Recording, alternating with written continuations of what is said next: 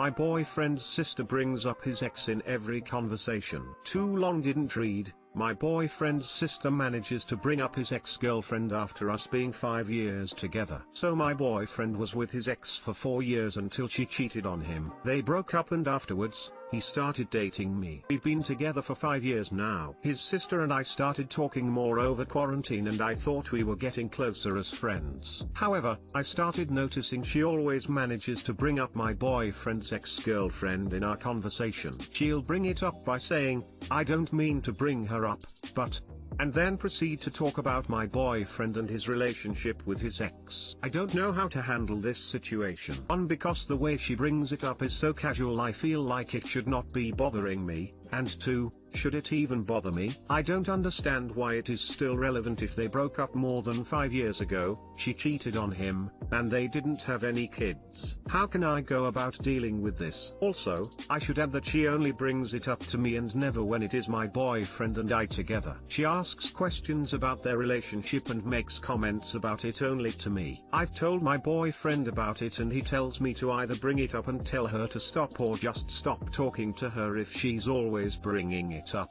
What could be the best way to handle this? Edit. I did not think I would get so much feedback on my post. Thank you to everyone who took the time to reply with insightful advice. When the time comes, I'll definitely update you guys and let you know how it went down.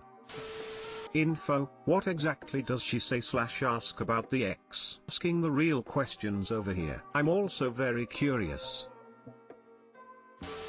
You just ask her to stop. Friendly, and low confrontation at first, and then with more direct confrontation if it continues. She could be trying to create parallels, or offer advice based on what she knows, e.a., she knows more about how he was with her than she does how he is with you. It could be a misplaced attempt to actively listen, or to offer insight she has on him from his past. She's his sister, so in a lack of any other information, assume this is carelessness, not malice. You've been around for 5 years. You should be able to say yes, I really don't think that their relationship at all relevant to where BF and I are as people anymore.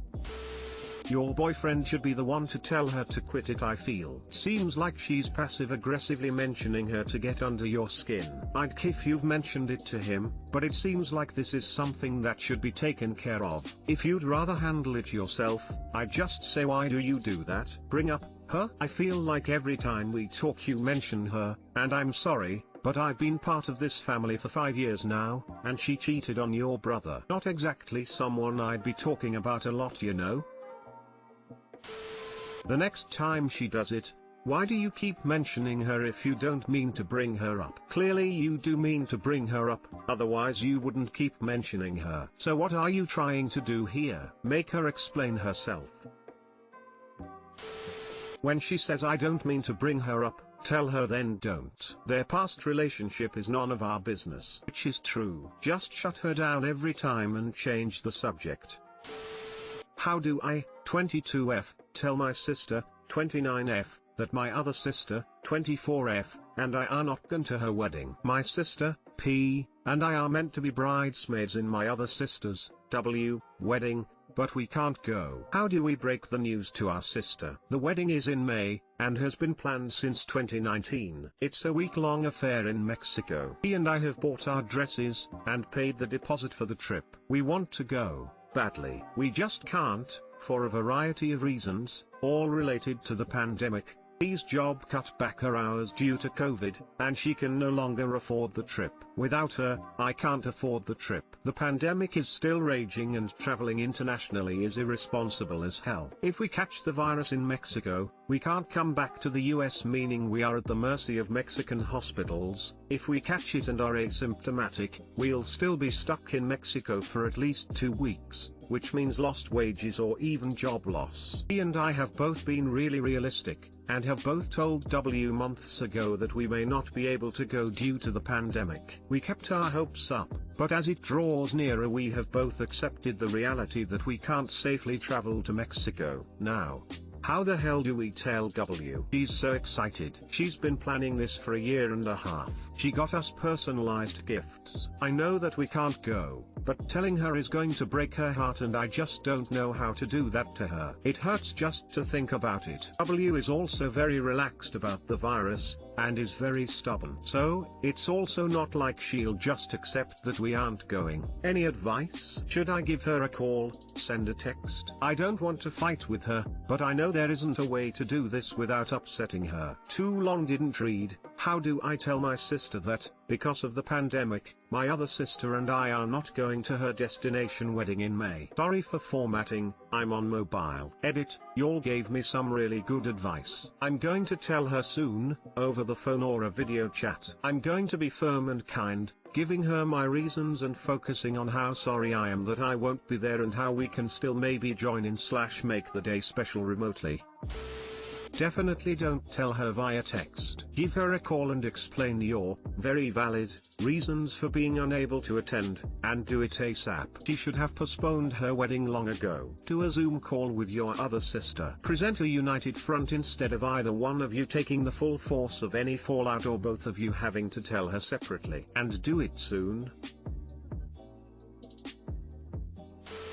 You have to tell her, and the longer you wait the worse it will be. And if it's not possible to tell her in person, then a phone call is absolutely necessary in this case. Would tell her together, with your other sister. Based on what you've said, I think you should expect for her to be very upset, and possibly even lash out at you. So be ready for that and decide how you want to handle her behavior. I agree with some that it's hard to have sympathy for people planning events like this during a pandemic, but I know it's your sister, so I think you're justified to be as understanding and gentle and or firm and practical as you want here. This is a really difficult situation, but I'm glad you have another sister in the same position, so you're at least not dealing with it alone. Call her and explain. If it's about the money, she might be willing to foot the bill. If it's also about the virus, ask her if she's able to reschedule, not for you but for the safety of herself, her partner and all her guests. A lot of businesses are attempting to be flexible here. It will hurt, of course. Weddings tend to be very emotional, but it's all about how you approach the situation. Don't make it about yourself and your woes, as valid as they are. Really focus on the key points outside your control and how you're disappointed it's ruining her special day. It's about the virus more than the money, but money is a big factor, and the virus makes the money thing worse. Knowing her, I doubt she'd delay, even though I wish like hell she would. I don't want to miss her wedding. Good point about focusing on her. That's what I should try to do. I'm sorry, but I have little sympathy for people who are scheduling events like this right now. It's not just irresponsible and risky for the people attending. People will die because of this, people who have nothing to do with the wedding. I don't have advice for you other than to explain why and tell her you love her. I had to have similar conversations with my cousin who is behaving dangerously while living with his parents who are old and have multiple medical issues that put them at risk, such as cancer and recent lung surgeries. You've already warned her that this was a possibility. So this won't be coming out of the blue for her, no matter how reckless she is herself. Give her a phone call. Be upfront with her, you're not going to be able to attend her wedding at all. Tell her how much you regret the circumstances, that you wish things had worked out differently, that you love her and wish her all the best, but whatever you do, do not backtrack or hedge. Do not be guilted into saying, well, maybe if. Do not accept whatever desperate offers she makes to try to sway you towards coming. Your decision is made, stick to it. She gets to feel however she wants about it, but it doesn't change your reality. If she gets worked up and starts talking in circles trying to argue with you, end the phone call with a "I'm sorry, this is what I've decided. I love you and I'm happy to talk when you're ready, but right now I have to go." And then hang up. Indulging an hour's worth of pleading is not going to make her feel any better.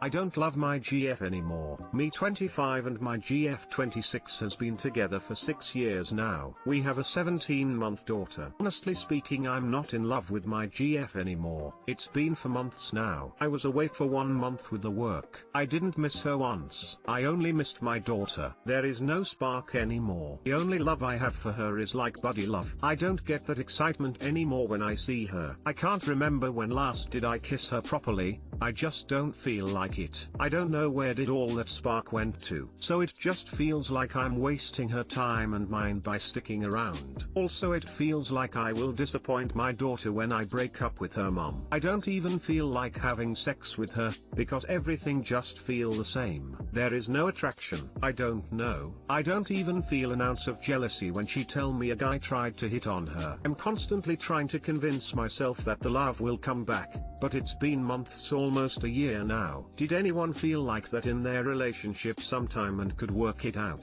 TL, Doctor, I'm not attracted to my GF anymore. It's been months, almost a year now. Then it sounds like it was like that since your daughter was 6 months old. By any hazard, are you two caregiver tired? Did your marriage became all about the kid after the kid was born? Are you two going from work to child with no time to own rest and no time to be own person? It is easy to lose yourself in routine forced by kid and then subsequently lose contact with partner and not noticing it happens. So then she becomes mom only, but you married her for her non-mom parts too. And you becomes dad only, but your non-dad parts used to be important to you. If something like that happens, you can talk with her to see if you two rearrange things so that you do non-parent things together, and also separately. It may happen that you will still feel it was lost time, but it is worth trying to modify lifestyle so that what you liked comes back. Follow the rule of threes. Spend quality time together 3 days a week, watching a show or playing a card game. Go on 3 real dates a month, and try to travel together around 3 times a year. This does not need to be a money spending thing. A real date could be just the two of you walking and getting ice cream. Traveling could be just the two of you heading to the beach for a day or 2. You need to remember to make room for those bonding moments or she just becomes a friend you're living with.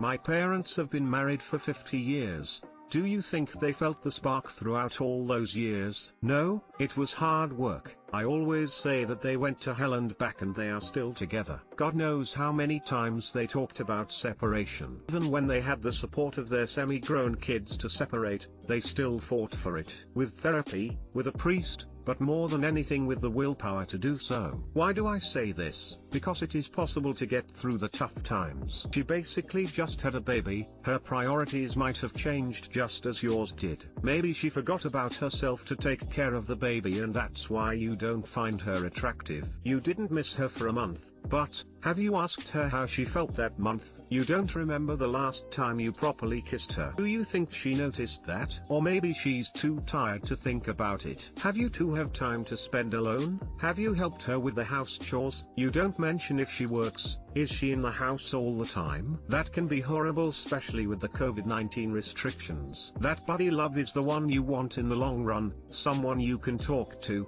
Remember, is not always sparks and excitement. Sometimes is peace and tranquility with someone that understands you. Try, but really, really try. It's the 7-year itch. Don't break up your family. Go to couples counseling first. You don't want to do something you will regret later. Love is not just something you feel, it's something you do, and you have to decide to do it every day. If you leave this relationship and move to another, it will be the same story unless you decide to love her every day. Do these things every day for a month. 1. Ask her, what can I do to make your day better today? Then do it, if possible. 2. Look into her eyes when you talk to her. 3. Put down your phone. Turn it off for an hour. Ask her questions like, what was the hardest part of your day? If we could live anywhere, where would you choose? What is something you want me to know? 4. Stop following anyone that you look at or think about more than you do your GF. 5. Stop using porn. 6. Do one chore that you hate without her asking. 7. Give her a long hug every day, and when you feel like it, add a kiss. 8. If you believe, pray for her daily. If you don't, concentrate on wishing for good things and happiness for her, and yourself. Stick to it as if your child's security depends on it. At the end of the month, see how you feel.